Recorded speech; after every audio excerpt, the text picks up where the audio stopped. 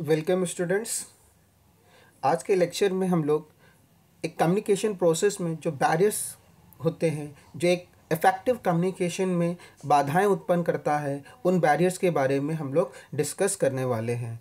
इसके पहले के लेक्चर्स में हम लोगों ने कम्युनिकेशन से रिलेटेड जो हमारे टॉपिक्स थे फर्स्ट यूनिट में, meaning and definition of a communication, origin of a communication, and various types of a communication, on other methods like expression, relationship, direction, formalities, इन सबको हम लोगों ने डिस्कस किया है।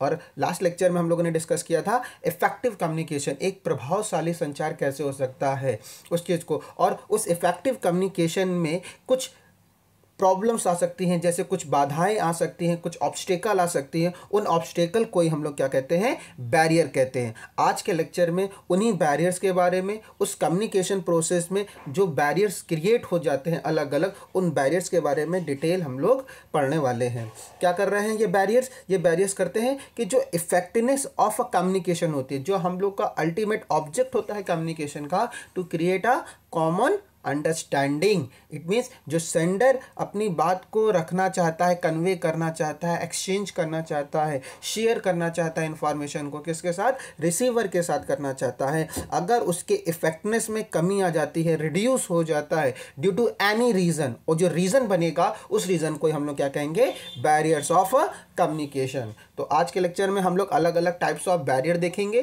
कि कैसे एक कम्युनिकेशन प्रोसेस में वो बाधाएं क्रिएट होता है, और एक सेंडर और रिसीवर के बीच में जो एक रिलेशनशिप इस्टेब्लिश होता है, उस रिलेशनशिप में कैसे एक डिस्प्यूट क्रिएट हो सकता है।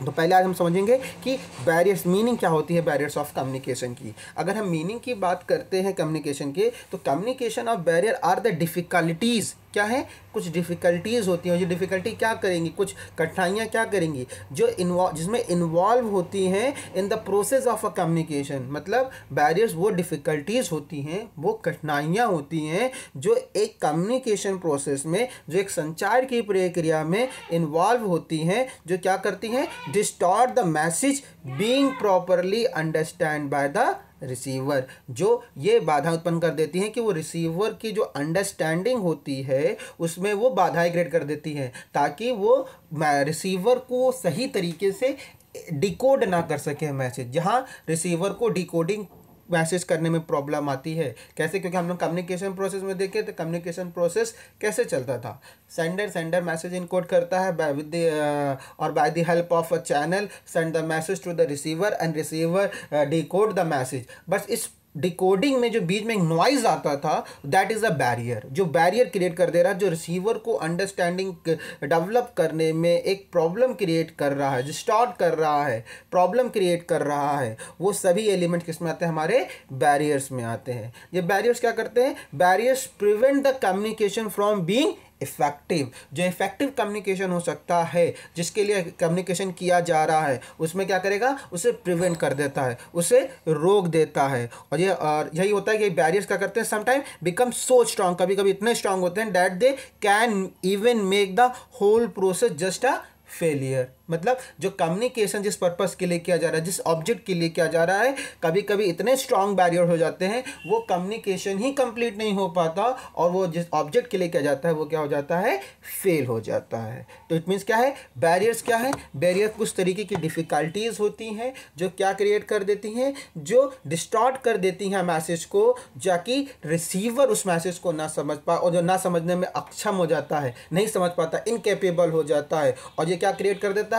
ये फेलियर क्रिएट कर देता है। जो कम्युनिकेशन प्रोसेस का, जो प्रोसेस का ऑब्जेक्ट होता है, वही फेलियर हो जाता है। इसी को हम लोग क्या कहते हैं? Barriers of communication. क्यों? क्योंकि it is not a fundamental principle that कि हर टाइम हम कम्युनिकेशन करें और कम्युनिकेशन हमारा सक्सेसफुली हो जाए हर समय। क्योंकि प्रोसेस में जो हम लोग कंपोनेंट्स ऑफ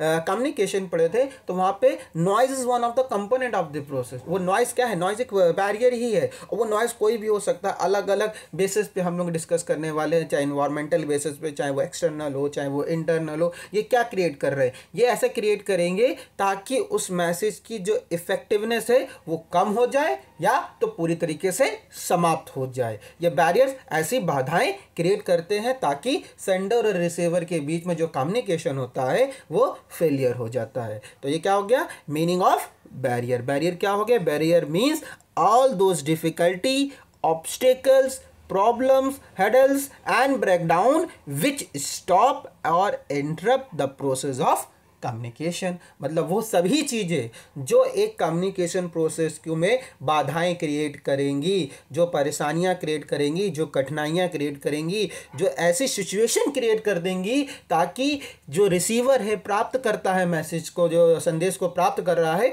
वो अंडरस्टैंड ना कर पाए, वो सारी चीज़ें किस में कन्वर्ट हो जाएंगी हमारी? वो सारी चीज़ें किस में इंक्लूड होंगी? वो बैरियर्स ऑफ कम्युनिकेशन में कवर हो जाएंगे। अगर हम टाइप्स ऑफ कम्युनिकेशन बैरियर की बात करें, कितने तरीके हो सकते हैं? ये there are various types of communication, but हम लोग कुछ जो इंपॉर्टेंट्स हैं उन्हीं का यहाँ पे डिस्कस करने वाले हैं for the examination point of view. अगर हम देखते हैं कि कौन कौन से कम्युनिकेशन बैरियर हो सकते हैं, जैसे कि these are the communication barrier: psychological barrier, environmental barrier, physical barrier, social barrier, organisational barrier, semantic barrier and cultural barrier. These are some barriers which create the obstacle, which create the difficulties, which annoy the receiver in order to understand the message, thoughts, opinion, information which is sent by the sender. ये कुछ ऐसे barriers हैं जो उस communication process में क्या करते हैं? कठिनाइयाँ क्रिएट करती हैं, कठिनाइयाँ ले आती हैं, ठीक, ऑब्स्टेकल लेकर आती हैं, ताकि एक जो कम्युनिकेशन का इफेक्टिवनेस है वो रिड्यूस हो सके, और रिड्यूस हो जाता है, कम हो जाता है। इन सभी बैरियर्स को अब हम लोग एक एक करके डिटेल में देखने वाले हैं। अगर हम बात करें फिजियोलॉजिकल बैरियर्स की बात करें,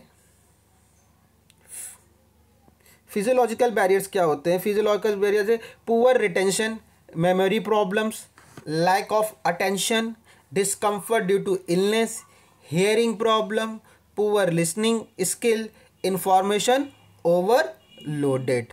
फिजियोलॉजिकल बैरियर्स का मतलब जो हमारे ट्रेड्स से रिलेटेड होती हैं, जैसे दो लोग का कम्युनिकेशन हो रहा है, एक सेंडर और रिसीवर का कम्युनिकेशन हो रहा है, अगर जहाँ पे पुअर रिटेंशन है, ध्यान नहीं, अटेंशन कम है, ठीक है, लैक ऑफ अटेंशन है, इलनेस है, हेयरिंग की प्रॉब्लम है, सुनाई नहीं दे रहा है, जब हमें मैसेज ही रिसीव नहीं हो रहा है, लिसनिंग स्किल की प्रॉब्लम है, पेशेंस नहीं है, इंफॉर्मेशन ओवरलोडेड आ रही है कम्युनिकेशन में, रिसीवर समझ ही नहीं पा रहा है, परसेप्शन हम क्रिएट कर लेते हैं, कभी कभी होता है, जैसे परसेप्शन के बारे में जानते हैं ना कि परसीव करना, किसी by the our sense organ के द्वारा हम परसीव कर रहे हैं, क्योंकि परसेप्शन के पहले किस स्टेज आती है? सेंसेशन आती है, ठीक है, उससे हम किसी के पर्सनालिटी को परसीव कर लेते हैं, ठीक है। जेंडर फिजियोलॉजिकल डिफरेंसेस, जेंडर को लेकर, मेल फीमेल को लेकर जो हम बायस होते हैं, ट्रांसजेंडर को लेकर बायस, कम्युनिकेशन, तो ये सब क्या क्रिएट कर रहे हैं? एक बैरियर क्रिएट कर देते हैं। जो पहले से हमारा माइंड सेट होता है, अटेंशन नहीं देते हैं, किसी का सेंडर की बात कोई अब बोल रहा है, रिसीवर उसे इग्नोर कर रहा है, इग्नोर कर रहे हैं, उस पर अटेंशन नहीं है, हेयरिंग प्रॉब्लम है, तो जो हमारे किस में आएगा? फिजियोलॉजिकल बैरियर में आएगा। जो हमारे बॉडी से, जो हमारे साइकोलॉजिकल से रिलेटेड होता है, उसे हम क्या बोलते हैं? फिजियोलॉजिकल बैरियर बोलते हैं। देन एक आता है एनवायरमेंटल बैरियर। एनवायरमेंटल क्या होता है? जो सराउंडिंग हमारे आसपास चीज़ें होती हैं, we are surrounded with, that is an environment. और एनवायरमेंट जब हम बात करते हैं, इट इंक्लूड एक्सटर्नल एनवायरमेंट और इंटरनल एनवायरनमेंट, दोनों तरीके के एनवायरनमेंट हो सकता है, ठीक है। जैसे कि एनवायरनमेंट कैसे काम करता है, जिसे हम लोग बोलते हैं फिजियोलॉजिकल के आगे बढ़ के चल रहे हैं, हम लोग एनवायरनमेंट बैरियर्स की बात कर रहे हैं। जैसे लाउड बैकग्राउंड नॉइस, अगर कोई कम्युनिकेशन हो रहा है, लेट्स सपोज कि जैसे कई एक ऑनलाइन हमारी क्लासेस चल रही है, मैं रिकॉर्ड कर रहा हूँ, ठीक है, अगर इसमें बैकग्राउंड से कोई आवाज़ आती है, ठीक है, तो नॉइस क्या कर रहा है? फिजिकल नीड, एक इन्वायरमेंटल इन्वायरमेंट में क्या नेचर ऑफ इन्वायरमेंट, जिसमें इंटरनल और एक्सटर्नल ये फिजिकल बैरियर क्रिएट कर दे रहा है, जिसकी वजह से receiver like a you student, आप उस मैसेज को क्या करोगे? पूरी तरीके से रिसीव नहीं कर पाओगे। लॉन्ग डिस्टेंस इन्वायरमेंट में होता है ना, लॉन्ग डिस्टेंस है, इन्वायरमेंट का इफेक्ट भी पड़ सकता है, ठीक है। लाइटनिंग, कम्युनिकेशन और लाइटनिंग का होगा, जैसे जो चीज़ें, जो एलिमेंट्स हमारे इन्वायरमेंट में हैं, इन्वायरमेंट में एग्जिस्ट कर रही हैं, जिन चीज़ों को हम देख सकते हैं, वो सभी एलिमेंट जिनकी वजह से जो इन्वायरमेंट हमारे वातावरण में एग्जिस्ट कर रही हैं और जिनकी वजह से हमारे कम्युनिकेशन में ऑब्स्टेकल आता है, डिफ़िकल्टीज आती हैं, उन सभी को हम किस कैटेगरी में रखते हैं? इन्वायरमेंटल बैरियर में रखते हैं, ठीक है। क्लियर है? इन्वायरमेंट मतलब एक्सटर्नल और इंटरनल बोथ। फिर आता है एक साइकोलॉजिकल बैरियर, मनोवैज्ञानिक बाधाएं। साइकोलॉजिकल क्या होता है? साइकोलॉजिकल में प्रॉब्लम्स ये आती है साइकोलॉजिकल बैरियर्स में, जो हमारा परसेप्शन होता है, जो हमारा इमोशन होता है, जो हमारा माइंडसेट होता है, मिसअंडरस्टैंडिंग होती है, ठीक, उन सभी को हम लोग किस में रखते हैं? साइकोलॉजिकल बैरियर में, इंडिविजुअल बैरियर में, इमोशनल बैरियर में कवर करते हैं। लेट्स सपोज अगर सेंडर किसी बात पे कोई मैसेज कन्वे कर रहा है, किसी चीज़ को लेकर, किसी पर्टिकुलर टॉपिक पे, रिसीवर का माइंड सेट है अपना उस विचारधारा से क्या नाम, उस थिंकिंग से अलग नहीं होना चाहता, तो वो सेंडर की बात को नहीं समझेगा, समझने की कोशिश भी नहीं करेगा। इट मीन्स कि जो कम्युनिकेशन वहाँ पे करना चाहता है सेंडर, वहाँ पे क्या होगा? एक बैरियर का काम करेगा। क्यों? क्योंकि उसका साइकोलॉजिकल हो सकता है थिंकिंग की वजह से, ठीक है। प्री मैच्योर कहते नहीं है एवोल्यूशन, मतलब कि बिना सुने ही उसकी बातों को अब रिएक्ट कर देना, ठीक है। लैक ऑफ लिसनिंग, कहते हैं लिसनिंग स्किल नहीं है, पेशेंस नहीं है, इन अटेंशन है, अपर्याप्त ध्यान जिसे कह सकते हैं, ठीक है। माइंड सेट है हमारा उस चीज़ को लेकर, साइकोलॉजिकली है कि हमें कुछ सुनना ही नहीं है, जो सेंडर बोल रहा है उसके जस्ट अगेन जाना है, पहले ही रिएक्ट कर देना है, बात को समझना ही नहीं है, लिसनिंग स्किल ही नहीं है हमारे पास। तो ये सब चीज़ें जहाँ पे होती हैं उसे हम बोलते हैं साइकोलॉजिकल बैरियर की कैटेगरी में रखते हैं हम उसे। देन आता है सोशल बैरियर, सामाजिक बाधाएं। सामाजिक बाधा में जैसे कि वी आर नो दैट कि man is a social animal. एक इंडिविजुअल अपने आप में नहीं सकता, किसी ना किसी पे वो डिपेंडेंट होता है, सोसाइटी के अंदर डिपेंडेंट होता है। सोसाइटी के अंदर कैसे एक कम्युनिकेशन में प्रोसेस में बैरियर आ सकता है? ड्यू टू एजुकेशनल डिफरेंसेस, सबकी एजुकेशन एक जैसी नहीं है, ठीक है। कोई कम एजुकेटेड है, कोई हायर एजुकेटेड है। अगर दोनों के बीच में कोई कन्वर्सेशन हो रहा है, कोई मैसेज का कन्वे किया जा रहा है, तो due to education in equality, due to differences in education, due to the differences in social status, इनकी वजह से क्या हो सकता है कि इनकी वजह से जो सेंडर बात कहना चाह रहा है, जो एजुकेशन के डिफरेंसेस की वजह जो डिफरेंसेस क्रिएट हो रहा है, उसे हम बोलेंगे सोशल बैरियर की कैटेगरी में रखेंगे। उनका बिहेवियर, उनके वैल्यूज़, एक जो एजुकेटेड है उसका वैल्यू, उसका सोशल नॉर्म, उसका बिहेवियर, उसका बिहेवियर पैटर्न, और जो अनएजुकेटेड है उसका पैटर्न, दोनों में डिफरेंसेस आएगा ही, और वहाँ पे मैसेज को कम्युनिकेट करने में प्रॉब्लम ऑब्वियसली आने वाली है। तो जहाँ पे सोसाइटी की वजह से, सोशल फैक्टर की वजह से जो कम्युनिकेशन में प्रॉब्लम्स आती है, उन्हें हम सोशल बैरियर्स की कैटेगरी में कवर करते हैं। देन आता उसी लाइन में आता है, एक आता है कल्चरल बैरियर। कल्चरल बैरियर क्या होता है? जैसे हम लोग क्रॉस कल्चरल कहते हैं, जियोग्राफिकल बैरियर भी जैसे हम कहते हैं। कल्चरल बैरियर होता है क्योंकि हर कल्चर में इंडिविजुअल हर चीज़ें समान नहीं होती, एक जैसी नहीं होती। एक चीज़ कोई कल्चर, किसी कल्चर में वो अच्छी मानी जाती है, दूसरे कल्चर में वो चीज़ को बुरी भी मानी जा सकती है। तो जैसे कि इंडिया में क्या है, डाइवर्सिटी है, अलग अलग कल्चर है, ठीक है। अलग अलग एरिया में अलग अलग जियोग्राफी के अकॉर्डिंग क्या क्या है, अलग अलग लोग तरह तरीके से कस्टम को फॉलो करते हैं, ठीक है। तो अगर जहाँ पे कल्चरल के बेस पे एक पर्सन है, जो सेंडर है, वो एक कम्युनिटी से बिलोंग करता है, एक कल्चर को बिलोंग करता है, और रिसीवर एक अलग कल्चर को बिलोंग करता है, तो दोनों अगर वो एक कल्चर सेंडर के जो जिस कम्युनिटी से बिलोंग करता है वहाँ पे वो अच्छी चीज़ हो सकती है, और रिसीवर की कल्चर में वो खराब चीज़ हो सकती है। तो वहाँ पे हम कम्युनिकेशन को कैसे एक इफेक्टिव लाएंगे, वहाँ पे ये चीज़ कैसे करेगी, कल्चर एक बैरियर काम कर जाएगी। तो वहाँ पे कोशिश की जाएगी इस प्रॉब्लम को सॉल्व करने की कोशिश की कि कॉमन प्लेटफॉर्म ढूंढा जाएगा। कॉमन प्लेटफॉर्म जिससे कि उस बात को, जिस बात को सेंडर कन्वे करना चाहता है, वो ड्यू टू कल्चर की वजह से वहाँ पे बैरियर काम ना है। जैसे बिलीफ हो सकता है, लैंग्वेज हो सकता है, एक कल्चर में दूसरी रीजनल लैंग्वेज है, ठीक है उसकी, बट वहाँ पे दूसरी लैंग्वेज यूज़ कर रहा है रिसीवर, ठीक है। नेशन की वजह से, ट्रेडिशन की वजह से, हिस्ट्री है, उसका बिहेवियर है, सोसाइटी है, बिलीफ है, ये सब किस में आएंगे हमारे, ये सब कल्चरल बैरियर्स में कन्वर्ट हो जाता है। जैसे ethnic, religious and cultural differences हो जाएंगे, ठीक है। कल्चरल ट्रेडिशन होगा, वैल्यूज़ एंड बिहेवियर होगा, स्पेस, आई कांटेक्ट और टच, सब इनकी वजह से क्या होगा, ये जो कम्युनिकेशन, जो इफेक्टिव कम्युनिकेशन करने की कोशिश करते हैं, वहाँ पे एक ऑब्स्टेकल क्रिएट हो जाएगा। फिर आता है एक सीमेंटिक बैरियर। सीमेंटिक बैरियर, तो सीमेंटिक का मतलब क्या होता है? स्टडी ऑफ अ साउंड और अ वॉइस। जहाँ जिस कम्युनिकेशन में ड्यू टू लैंग्वेज की वजह से, या लैंग्वेज कैसे हो सकती है? फॉल्टी लैंग्वेज हो सकती है, डिफेक्टिव ट्रांसलेशन हो सकता है, कुछ वर्ड्स यूज़ किए जा रहे हैं जो कम्युनिकेशन बहुत टेक्निकल वर्ड्स हैं, ठीक है, क्लियरिटी नहीं है। क्योंकि इफेक्टिव कम्युनिकेशन के लिए हम लोगों ने क्या एलिमेंट्स पढ़े थे कि मैसेज में क्या होना चाहिए? क्लियरिटी होनी चाहिए, कंसाइज होना चाहिए, करेक्टनेस होनी चाहिए। ये फैक्ट 7 C's ऑफ कम्युनिकेशन में पढ़ा था। तो सिमेंटिक या हम कह सकते हैं लैंग्वेज बैरियर में वो चीज़ें आती हैं जो किससे रिलेटेड होती है? हमारे वॉइस से, साउंड से, वर्ड से, लैंग्वेज से रिलेटेड जो चीज़ आ रही है कि हम कुछ क्या लैंग्वेज यूज़ कर रहे हैं, उनकी वजह से अगर सेंडर और रिसीवर के बीच में प्रॉब्लम आ रही है, डिफ़िकल्टी आ रही है कम्युनिकेशन में, तो उसे हम बोलेंगे सिमेंटिक या लैंग्वेज बैरियर, जिसमें शब्द क्योंकि एक ही शब्द के बहुत सारे अर्थ हो सकते हैं, ठीक है। तो उस मीनिंग को, उस पर्टिकुलर वर्ड को कैसे यूज़ करना है, पर्टिकुलर उसी स्पेसिफिक सेंस में यूज़ करना है। हमने क्या कहा था? कंक्रीटनेस होनी चाहिए इफेक्टिव कम्युनिकेशन के लिए, स्थिर होना चाहिए, फ्लैक्सिबल नहीं होना, चेंजेबल नहीं होते रहना चाहिए। एक ही वर्ड के बहुत सारे अलग अलग सिचुएशन में अलग अलग सिनोनिम्स हो सकते हैं, वर्ड्स हो सकते हैं, यूज़ किया जा सकता है, बट किस सेंस में यूज़ किया जा रहा है। अगर उस वॉइस की वजह से, साउंड की वजह से, वोकल की वजह से, टंग की वजह से वो अगर वो बैरियर आ जाता है तो उसे हम बोलेंगे सिमेंटिक नॉइस या सिमेंटिक बैरियर, जहाँ पे sound, voice, language, faulty language, technical translation या कुछ ऐसे हार्ड वर्ड्स यूज़ किए जा रहे हैं, ठीक है, तो सिंबल्स यूज़ किए जा रहे हैं, तो उस लैंग्वेज, उस बैरियर को क्या बोलेंगे हम लोग? सिमेंटिक बैरियर बोलेंगे या लिंग्विस्टिक बैरियर बोलेंगे। देन आता है ऑर्गेनाइजेशनल बैरियर।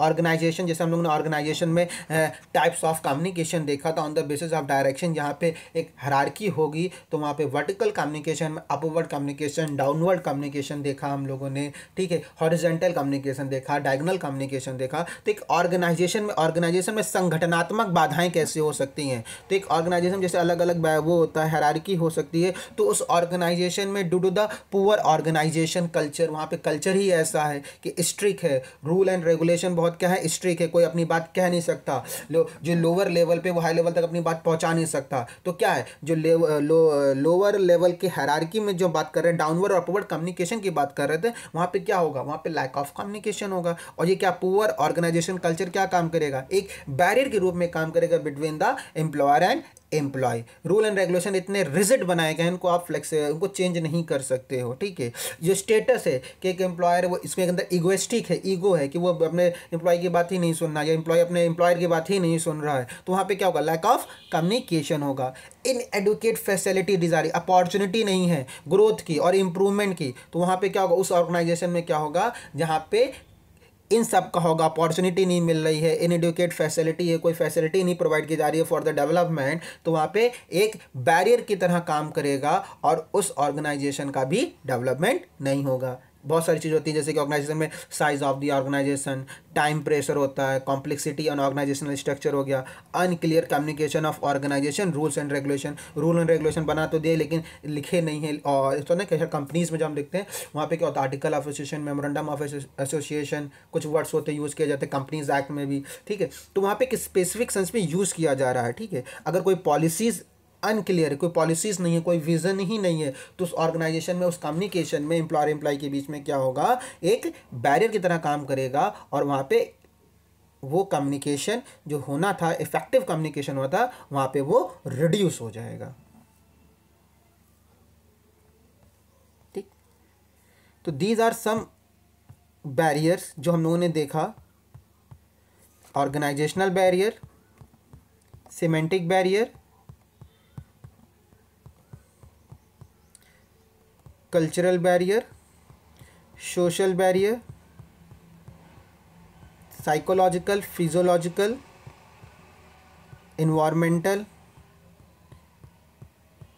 ये कुछ हमारे बैरियर्स थे जो एक इफ़ेक्टिव कम्युनिकेशन को रिड्यूस कर रहे थे, ताकि ये जो एक रिसीवर है वो मैसेज में डिस्टॉर्ट हो जाता है, वो मैसेज को अंडरस्टैंड करने में फेलियर हो जाता है। इसी तरीके से और अदर कम्युनिकेशन बैरियर हो सकते हैं, जैसे इंटरपर्सनल कम्युनिकेशन बैरियर हो सकता है, दो या दो से लोग अधिक लोग ऑब्वियसली बात है, सेंडर रिसीवर में बात कर रहे हैं, वहाँ पे क्या है, लैक ऑफ ट्रस्ट है, knowledge of non verbal communication है कि इशारे से कोई बात बताई जा रही है, जेस्चर से कोई बात बताई जा रही है, काइनेसिस बॉडी मूवमेंट या बॉडी लैंग्वेज का यूज़ करके बात बताई जा रही है, बट उसके बारे में रिसीवर को नॉलेज ही नहीं है कि वो हिंट कैसे हो रहा है, साइन लैंग्वेज क्या हो रही है, तो वहाँ पे लैक ऑफ कम्युनिकेशन हो जाएगा। और ये कैसे करेगा, इंटरपर्सनल कम्युनिकेशन में वो इंटरपर्सनल बैरियर के रूप में काम करेगा। लैक ऑफ मोटिवेशन कुछ में भी इंक्लूड करते हैं हम लोग। Lack of losing power control, डर होता है कि पावर कंट्रोल का डर होता है, जिसे हम इंटरपर्सनल बैरियर भी कह सकते हैं। टेक्नोलॉजिकल बैरियर भी हो सकता है, चैनल बैरियर भी होते हैं। चैनल बैरियर में क्या आता है,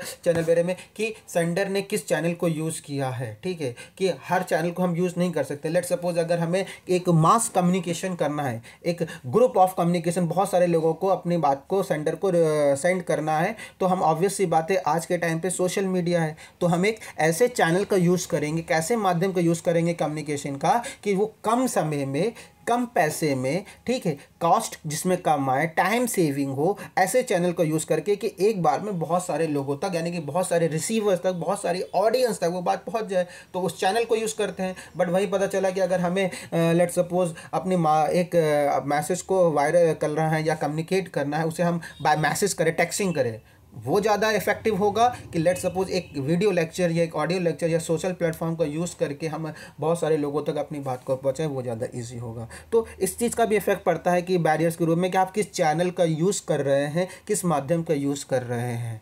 क्लियर है। तो बहुत सारे ये होगा, चाहे फिजिकल हो, चैनल हो, या मीडिया बैरियर हो, क्रॉस कल्चरल बैरियर हो, जिसे हम जो जियोग्राफिकल बैरियर भी बोल रहे हैं, ऑर्गेनाइजेशनल बैरियर भी है, इंटरपर्सनल बैरियर है। ये सब बैरियर्स क्या कर रहे हैं, ये रिड्यूस कर रहे हैं इफेक्टनेस ऑफ कम्युनिकेशन को। और इन बैरियर्स ऑफ कम्युनिकेशन को रिड्यूस करने के लिए जो हम लोगों ने ऑलरेडी टॉपिक कवर किया हुआ है, इफेक्टिव कम्युनिकेशन। इफेक्टिव कम्युनिकेशन कैसे होता है कि इन सभी बैरियर्स को दूर करने के लिए हमें 7 C's ऑफ इफेक्टिव कम्युनिकेशन को यूज़ करना होता है। 7 C's ऑफ इफेक्टिव कम्युनिकेशन क्या है, जिसे लास्ट लेक्चर में हम लोगों ने कवर किया था, जैसे कि clarity, conciseness, concreteness, correctness, consideration, completeness and courtesy. इन्हीं 7 C's के साथ साथ एक और कॉन्सेप्ट आता है इन बैरियर्स को दूर करने के लिए, जिसे हम बोलते हैं 4S of communication. 4S of communication, जिसमें होता है, पहला होता है सिंसियरिटी, दूसरा होता है सिंप्लिसिटी, तीसरा होता है शॉर्टनेस, फोर्थ होता है स्ट्रेंथ। यानी कि 4S ऐसे होते हैं जो एक कम्युनिकेशन को इफेक्टिव कम्युनिकेशन भी बनाते हैं, और जो ये बैरियर ऑफ कम्युनिकेशन है, इनको हम रिमूव भी कर सकते हैं। पहला था सिंसियरिटी, इट मीन्स कि जो कम्युनिकेशन हो रहा है, जो मैसेज को कन्वे किया जा रहा है, उसको रिस्पॉन्सिबिलिटी के साथ, उसको सिंसियरिटी के साथ कम्युनिकेट करना चाहिए। अगर सिंसियरिटी नहीं, जैसे कि हम लोगों ने प्रीवियस लेक्चर में भी डिस्कस किया था, जैसे कि आजकल क्या होता है कि हम लोग व्हाट्सएप पे मैसेज को फॉरवर्ड कर रहे हैं, उस इफेक्टिव कम्युनिकेशन के लिए क्या होना चाहिए था, करेक्टनेस होनी चाहिए। क्या वो जो मैसेज को फॉरवर्ड किया जा रहा है, क्या वो एक्यूरेट है, उसकी एक्यूरेसी सेंडर ने चेक करी है, क्या वो फैक्ट जो उस मैसेज में है, क्या उस पर रेलिवेंट है, उस पर ट्रस्ट किया जा सकता है। तो कैसे आप फॉरवर्ड कर रहे हो, without sincerity, without responsibility, without any liability. तो अगर आप सिंसियरिटी के साथ करोगे, इट मीन्स कि अगर उसकी करेक्टनेस को चेक करके, उसकी एक्यूरेसी को चेक करके अगर आप फॉरवर्ड कर रहे हो, दैट मीन्स जो बैरियर आएगा, हो सकता है वो फॉल्टी हो सकता है वो रूमर्स हो सकता है वो गॉसिप्स हो, तो वो एक बैरियर के रूप में काम कर सकता है। बट अगर आपने सिंसियरिटी के साथ, रिस्पॉन्सिबिलिटी के साथ, उसकी एक्यूरेसी चेक करने के बाद, उसकी करेक्टनेस चेक करने के बाद, उसकी रेलेवेंसी चेक करने के बाद उसको आप सेंड करते हो अदर रिसीवर को, ऑडियंस को, अदर पार्टिसिपेंट्स को, तो वो क्या होगा, वो हमारा इफेक्टिव कम्युनिकेशन आएगा, और जो बैरियर्स को होगा वो रिमूव करेगा। इट मीन्स कि सिंसियरिटी के साथ करना है, रिस्पॉन्सिबिलिटी के साथ करना है, आपने जिम्मेदारी के साथ उस मैसेज को कन्वे करना है। कुछ भी ऐसी चीज़ें फॉरवर्ड नहीं कर देनी चाहिए बिना सोचे समझे, ठीक है। दूसरा है सिंपलिसिटी। सिंपलिसिटी मतलब क्या होता है, सिंपल वे में, जितना जैसे हम लोग लिंग्विस्टिक बैरियर या सिमेंटिक बैरियर की बात कर रहे हैं, मतलब कि technical words, faulty language use नहीं करनी, स्लैंग लैंग्वेज यूज़ नहीं करनी है, जो रिसीवर के कंसिडरेशन में हो, जो रिसीवर को ईजिली टू अंडरस्टैंड हो, सिंपल वे में हो, ईजी टू अंडरस्टैंडिंग डेवलप कर सके रिसीवर को, उस लैंग्वेज में होनी चाहिए। लेट्स सपोज जैसे कि सिंप्लिसिटी का हम एग्जांपल समझे अपनी क्लास रूम कम्युनिकेशन से, कि एक टीचर है, एक स्टूडेंट के बीच में कम्युनिकेशन हो रहा है, बट स्टूडेंट के लिए इफेक्टिव कम्युनिकेशन कब होगा, स्टूडेंट को वो बात कब समझ में आएगी किसी टॉपिक, पर्टिकुलर टॉपिक बारे में, जो उस स्टूडेंट की लैंग्वेज में हो, जो उस स्टूडेंट को ईजिली टू अंडरस्टैंड हो। वो आइदर हो सकता है कि आपकी लैंग्वेज हो सकती है, या हो सकता है आपका फ्लो चार्ट हो सकता है, या आपका हो सकता है क्या नाम है टेबल फॉर्म हो सकता है, पीपीटी हो सकता है, प्रेजेंटेशन। तो सिर्फ इस चीज़ को हम ही नहीं कर, जितना इजी टू सिंपल कर सके, अगर स्टूडेंट इजी टू अंडरस्टैंडिंग है कि पीपीटी फॉर्म में, लैंग्वेज के फॉर्म में, सिंबल के फॉर्म में, फ्लो चार्ट के फॉर्म में, उसको उतना ही इजी करके कम्युनिकेट किया जाएगा। तो एक जो क्लासरूम कम्युनिकेशन है वो इफेक्टिव कम्युनिकेशन होगा। और जो एक बैरियर काम करता है स्टूडेंट और टीचर के बीच में, उस बैरियर को हम बाय द सिंप्लिसिटी उस चीज़ को रिमूव कर सकते हैं। तो क्या 4S ऑफ कम्युनिकेशन में पहला क्या हुआ, सिंसियरिटी, दूसरा क्या हुआ, सिंप्लिसिटी, तीसरा क्या है, शॉर्टनेस, मतलब जितना हो सके टू द पॉइंट, शॉर्ट करके अपनी बात को क्या करना है, हमें टू द पॉइंट बताना होता है, कि इधर उधर नहीं, क्योंकि ज़्यादा फैक्ट्स देने से, इधर नहीं, बर्डन ऑफ फैक्ट नहीं देना। बर्डन ऑफ फैक्ट मतलब होता है कि बहुत सारी इन्फॉर्मेशन दे दी गई है, छोटी सी बात को, एक छोटी सी बात कहनी थी सेंटर को, लेकिन उसके रिलेटेड इररेलेवेंट चीज़ें, बहुत सारे फैक्ट्स और बहुत सारी चीज़ें इन्फॉर्मेशन दे दी गई जो कि इररेलेवेंट थी। तो क्या करेगी, जो अदर बहुत सारे फैक्ट है, भारी भरकम वो कहते हैं अदर वर्ड्स यूज़ किया जा रहा है, वो एक बैरियर की तरह वो काम करेगी रिसीवर के लिए। तो कोशिश ये रहेगी कि सिंप्लिसिटी के साथ उसमें शॉर्टनेस हो, मतलब कि टू द पॉइंट बात की जा रही है, और other extra words, extra material words को अपने कम्युनिकेशन में यूज नहीं करना होता है। चौथा एकदम और मोस्ट इंपॉर्टेंट, स्ट्रेंथ मतलब इम्पैक्ट। एक ऐसा मैसेज हो जो बैरियर को भी रिमूव करेगा और इफेक्टिव कम्युनिकेशन को बनाएगा, कि उस मैसेज में, जैसे हम लोग बार बार कह रहे हैं कि मैसेज कैसा होना चाहिए, मैसेज मीनिंगफुल होना चाहिए। और ये मीनिंगफुल मैसेज वो क्या कर रहा हो, वो रिसीवर के ऊपर इम्पैक्ट क्रिएट कर रहा, उसको प्रभावित कर रहा हो।